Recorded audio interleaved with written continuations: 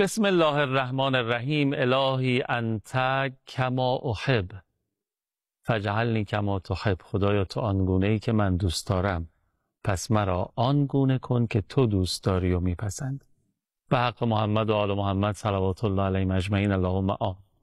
سلام بنده های خوب خدا، هم نفس یاد خدا. الهی که خوب باشین، سلامت و تندرست باشین. خیلی ممنونم که مقابل تلویزیون نشستین و قرار یاد خدا رو انشالله تا پایان همراهی بفرمایید. ما به دعای شما همچنان مشرف هستیم. محضر دو امامزاده واجب التعظیم در یک حرم با صفا و نازنین و دوست داشتنی که خیلی یا دست خالی میان اما دست پر برمیگردن. امامزادگان ابراهیم و محمد علیهم السلام در شهر مقدس قم. انشالله که شما هم خیلی زود اینجا مشرف بشین و پاتون باز بشه به این مکان مقدس.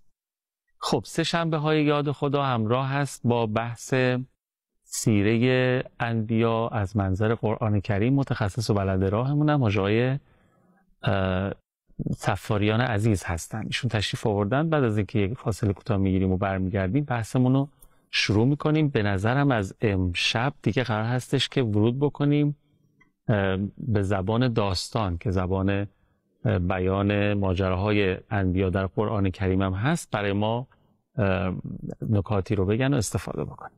بفرمایید، خواهش می‌کنم. اللهم صل علی محمد و آل محمد و عجل فرجهم. اللهم صل علی محمد و آل محمد و عجل فرجهم. من عرض کردم که آقای صفاریان قرار هستش که داستان زندگی یکی از انبیا رو برای ما انشالله امشب بگن و استفاده بکنیم. منتها این داستان برخلاف اون داستانی که از بچگی برای ما گفته شده برای اینکه بخوابیم، یکی از اون داستان‌هایی است که گفته میشه برای اینکه ما بیدار بشویم. بنابراین حتما با دقت و تأمل بیشتری پای تلویزیون باشید و منم همین در واقع ویژگی رو سعی می‌کنم برای خودم حفظ بکنم و استفاده بکنم. آقا سلام علیکم، خیلی خوش آمد. بسم الله الرحمن الرحیم و بهی نستعین و له الحمد. علیکم السلام و رحمت الله. عرض سلام و ادب و احترام داریم محضر بینندگان بزرگوار. نایب الزیارشون هستیم در جوار دو امامزاده دانی منور به نور اهل بیتیم انشاءالله و متربیه به تربیت قرآنی هم باشیم. در محضر قرآن کسب فیض میکنیم انشاءالله. الهی آمین. خب، قرار هستش که داستان زندگی کدوم یکی از انبیا رو بشنویم؟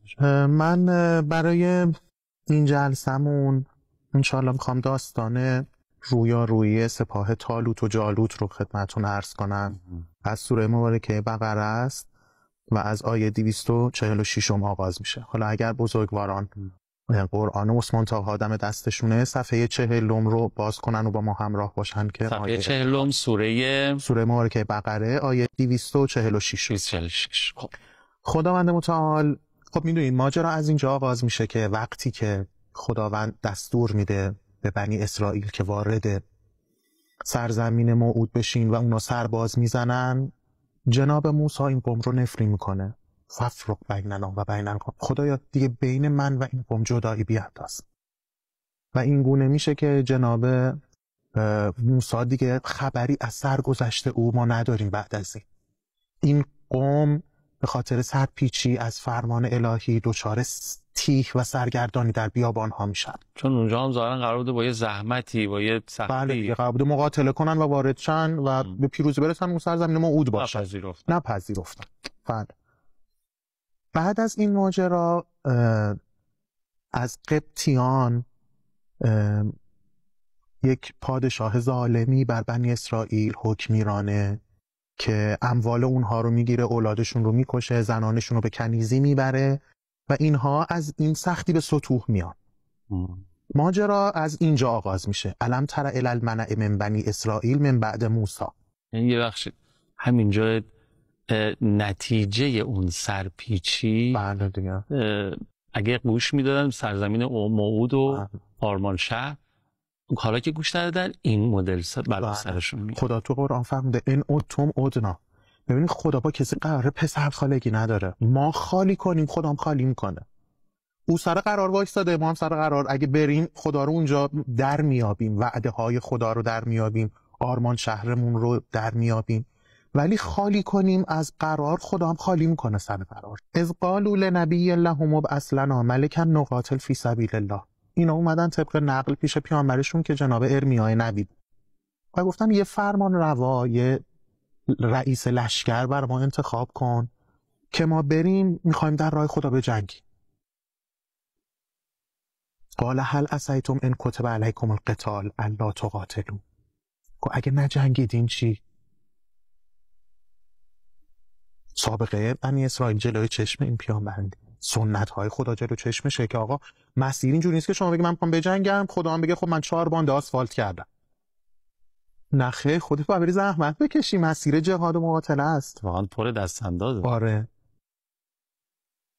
قالوا و ما لنا ان لا نقاتل فی سبیل الله وقد اخرجنا من دیارنا و ابنائنا. چرا نریم بجنگیم؟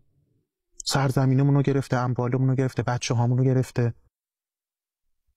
فلما کتب علیهم القتال تولوا الا قلیلا منهم.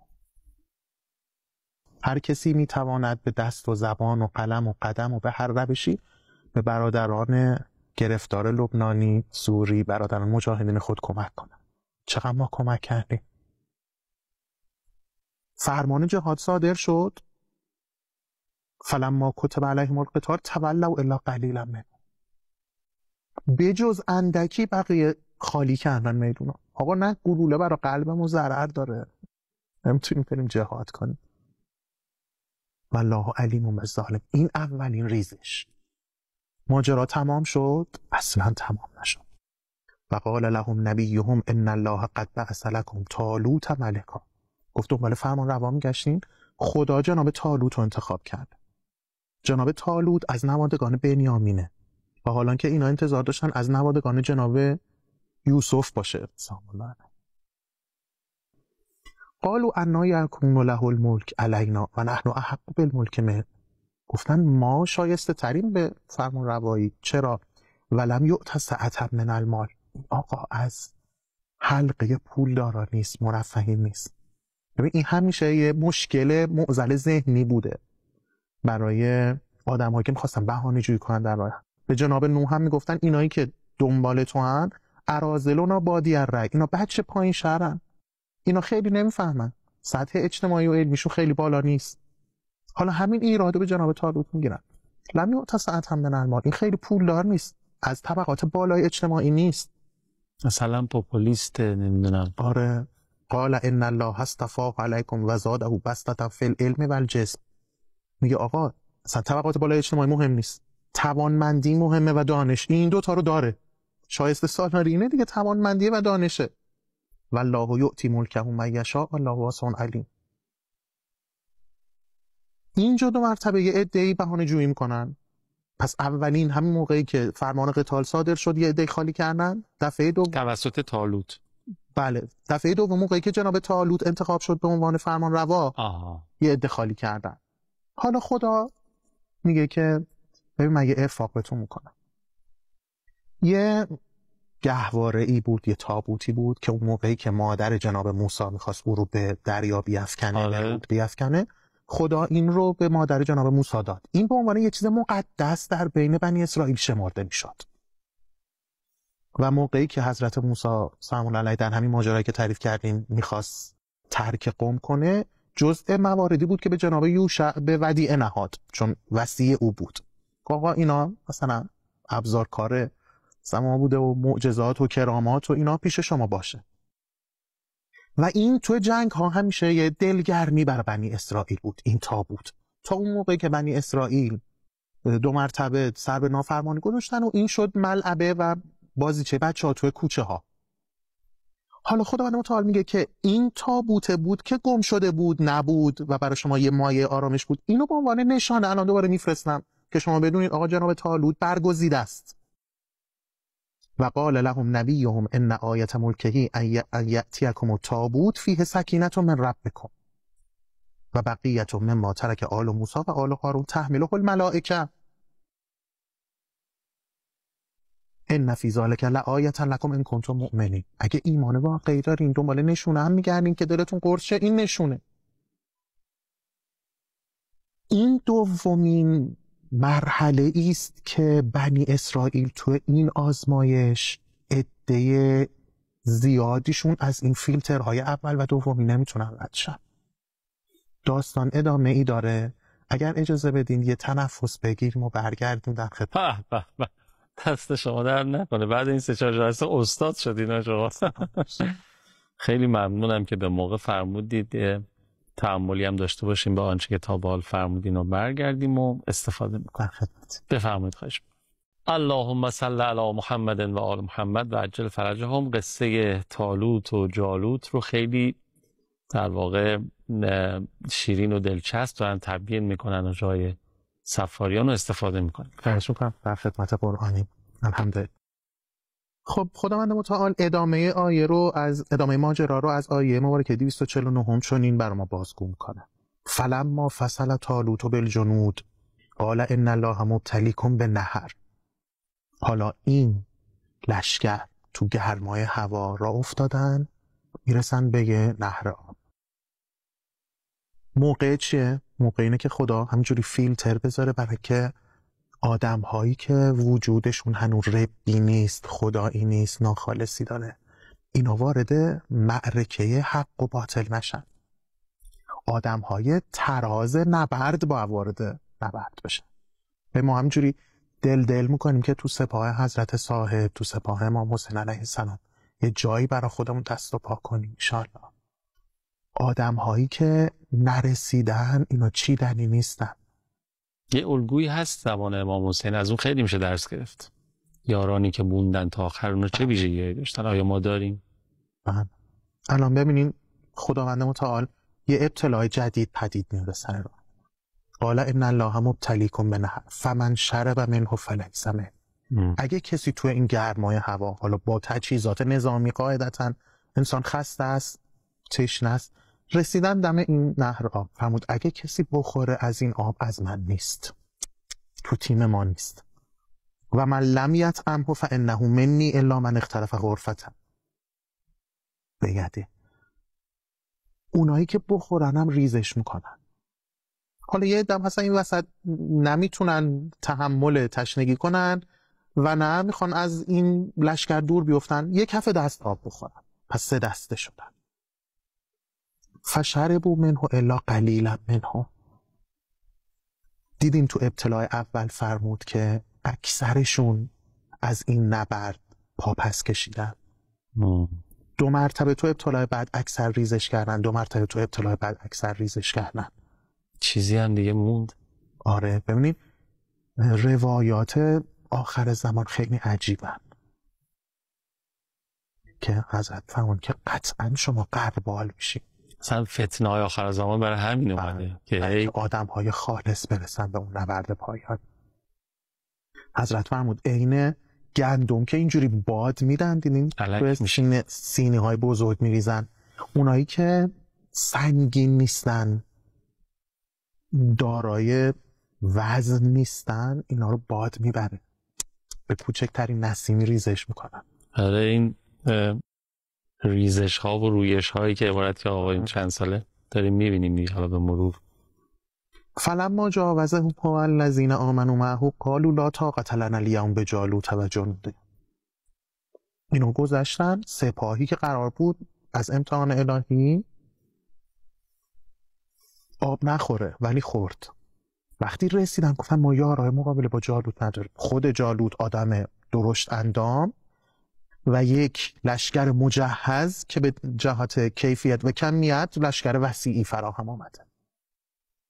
این آدم ها گفتن ما نمیتونیم بجنگیم.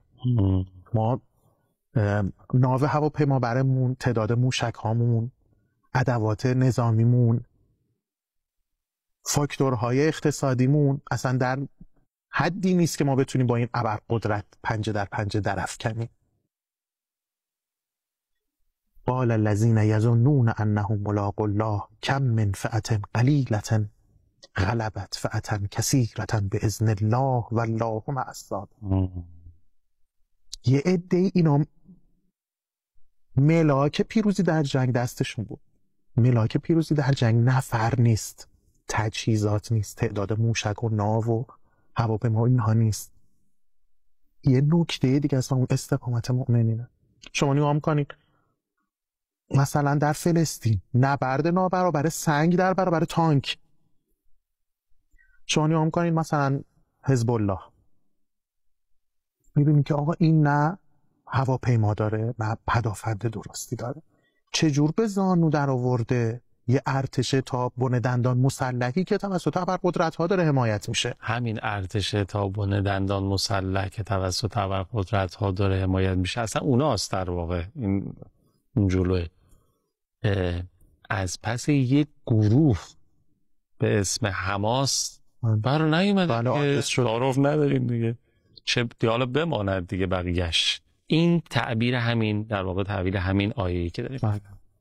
اینایی که سر ماجرا رو فهمیده بودن اینجوری گفتن قال الذین یظنون انهم ملاقو الله، اینا یقین داشتن به اینکه ملاقات خدا که چیزی نیست ما ازش فرار کنیم. در یکی این مستندهایی که از صدا و سیمای خودمون پخش شد برای نیروی دریایی سپاه بود، این آقا رفته بود و متجاوزانه به آبهای سرزمین ما رو در خلیج همیشگی فارس دستگیر کرد و آورده. بعد مصاحبه میکرد با اون آقایان دستگیر شده که شما چی شد، مثلا این همه تجهیزات دارین. گفت ببین به ما گفته بودن یه آدمایی هستن لباس سبز پوشیدن و اون نمیدونه سپاه چی و اینا اصلا از مرگ نمیترسن. ما دیدیم ما این همه تجهیزات داریم، این اومده هیچی تجهیزات نداره، یه اسلحه دستشه. و اون لحظه شهادتش هم خودش در واقع تعبیر همین. آره که آقا من یه سرآمد اجلی داره عمرم و یه ملاقاتی با خدا دارم، یه قرار ملاقات، زودتر از اون قرار ملاقات نمیرم، دیرترش هم نمیرم. از چی بترسم؟ ببین آقا امیرالمومنین تو جنگ چی میگه؟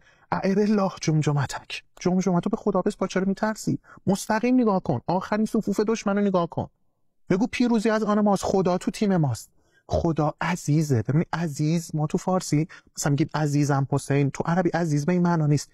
عزیز یعنی اون که دست بالا رو داره و همیشه پیروز. وقتی خدا بیاد تو این تیم قرار بگیره، خب این تیم میشه تیم همیشه پیروز. یه میگم اون موقعی که اون تصویر جهانی ثبت شده کلی بازتاب داشت دونه لحظه شهادت یحیی سنوار، اون موقعی که چوب دستیشو که تازه زخمی هم هست مجروحه اینجوری پرت میکنه به سمت اون پهپاد، اینا فرار میکنن، بعد با اون ادوات نظامی میان حمله کنن به یه نفری که نمیدونستن یحیی سنوار هنوز. فکر کنم یه رزمنده عادی، یعنی از یک رزمنده معمولی حزب الله با اون حال مجروح با یه چوب دستی اینا اینقدر میترسیدن که میفهمن. ولما برزوا لجالوت و جنوده قالوا ربنا افرغ علینا صبرا و ثبت اقدامنا وانصرنا علی القوم الکافرین. خدایا قدم‌های ما رو توی مسیر سست نکن، ثابت قدممون کن، ما پای این پرچم بمونیم. این حسین گفتنا، سینه زدنا، اشک ریختنا، اینا ما رو توی این مسیر نگه دار. الهیام فهزموهم باذن الله، لشکر جالوت رو شکست میدن. و قتل داوود و جالوت، حضرت داوود سنگی میزنه به پیشانی جالوت و این بت بزرگ برای اینا میفته و میشکنه، تمام میشه، لشکر از هم میپاشه. حالا خدا میخواد بگه که شما در عرصه میدان وقتی ایستادگی میکنین من برای شما مشوق‌های قرار دادم. و آتاه الله الملک و الحکمه و علمه مما یشاء. جناب داوود به خاطر این رشادتی که از خودش به خرج میده دارای مراتب وجودی بالاتری میشه نزد خدا. بعد خدا میگه که میدونی سر جنگ چیه؟ و لولا دفع الله الناس بعضهم ببعض لفسدت الارض ولکن الله ذو فضل علی العالمین تلک آیات الله. اینا نشان است. من برای شما دارم میگم، داستان که نمیخوام بگم، میخوام بگم از نکته این درس بگیر. اگر نبود پایمردی آدم هایی که در وسط معرکه شمشیر بزنن، فساد و سیاهی و تاریکی زمین رو برمی داشت. این شعله های شمع رو خدا در این جهان تاریک افروخته که راهنمای مسیر هدایت ما باشن. انشالله ما هم پیرو راستینی برای بزرگوار باشیم. الهی آمین. انشاءالله به برکت تبیین شما و مثل شما از منابع دینمون، از قرآن کوچکترین شاگرد این کریم. آره سلامت باشین بزرگواری. کسانی که محضر قرآن کریم تلمذ میکنن، درس دین میآموزن و آموزش میدن، بزرگن. تواضع شماست و ما خوشحالیم که استفاده میکنیم و توفیقی است رفیق حقیر و مردم شده که در یاد خدا محضر شما هستیم و یاد میگیریم و استفاده. فقط خدا کنه خدا به اون توفیق بده اون چیزی که یاد میگیریم بتونیم عمل بکنیم. نکته اساسی اینجاست. در طول تاریخ خیلی بودن خیلی بیشتر از ما میدونستن، اما شاید به 1000 که میدونستن نتونستن عمل بکنن. نکته اینجاست، ان شاءالله که توفیق عمل پیدا بکنیم. هوامی ندارین؟ باش هم عرضی نداریم. زنده باشید، محبت باشید. خیلی استفاده کردیم. خیلی ممنونم که تا پایان برنامه خودتون رو تماشا کردین و اگر نکته‌ای، حرفی، حدیثی هست حتما از این پل‌های ارتباطی استفاده کنید و انتقال بدین. و 162 هم شماره روابط سازمان جای خوبیه برای اینکه اظهار نظر بفرمایید. مراقب خودتون و خوبیاتون باشین. التماس دعا یا حق. خداحافظ.